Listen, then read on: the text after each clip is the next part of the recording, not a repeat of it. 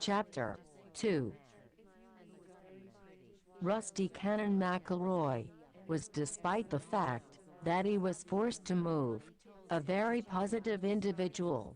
He had God on one side and his little boy, Richard, who was very pretty and super funny, on the other.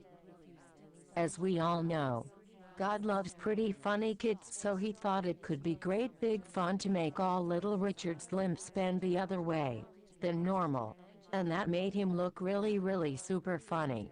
He didn't really have any scenes from God's pretty funny experiment, but they had to make some adjustments, like designing a new chair.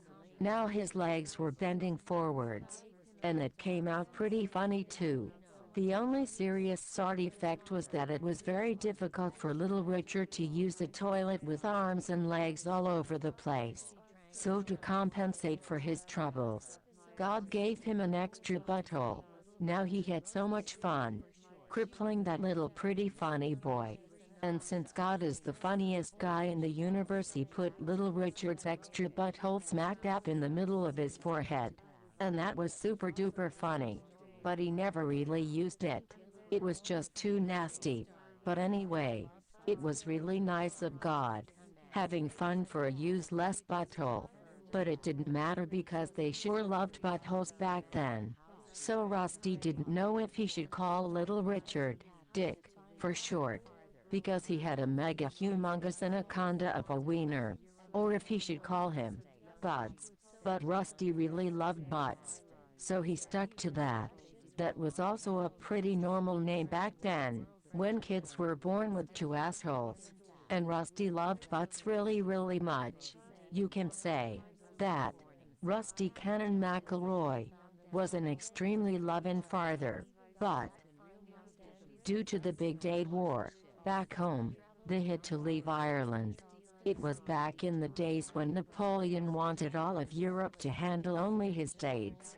So a lot of people got mega mad and said that they didn't want to handle no stinky French Dades, and French Dades are really stinky. In fact, they were so stinky, they didn't even want to handle them themselves. But in the end they found them some Negroes to do the job. God has been real nice to them since they stole all them ships and traveled the world, stealing everybody's jobs. So now they're handling the worst stinky Dades in the whole world, including the French. And they are really stinky. After all that came the Big Dade death, and people died in the streets, and the dogs were happy, and all the Dades were mega stinky. And then his wife, Sweet Jenny, who worked so hard at the Royal British Dades, accidentally hit a mishandle and handled the King's Dades in public. It was strictly forbidden, so they chopped her arms and legs off, because you just can't handle big important men's Dades in public. Rule number 1 in dating. And Sweet Jenny, who now was reduced to a head attached to a lump containing her organs, had to work to survive.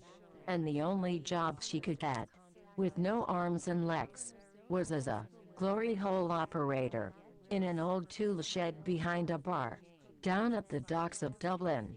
But Sweet Jenny, she just couldn't live with it. As she said, "I just can't look my customers in the eyes."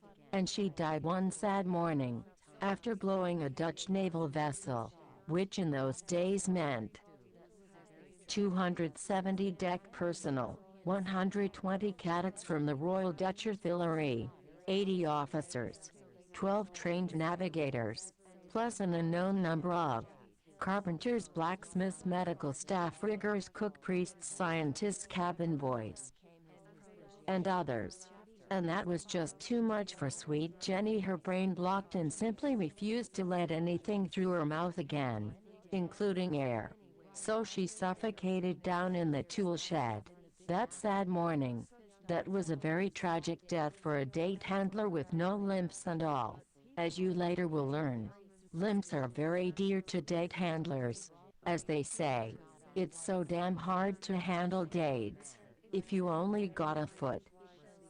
All that had forced Rusty McElroy and his little crippled, pretty funny son with an extra butthole away, 'cause date handling was in their blood, and they could handle any dates, anywhere.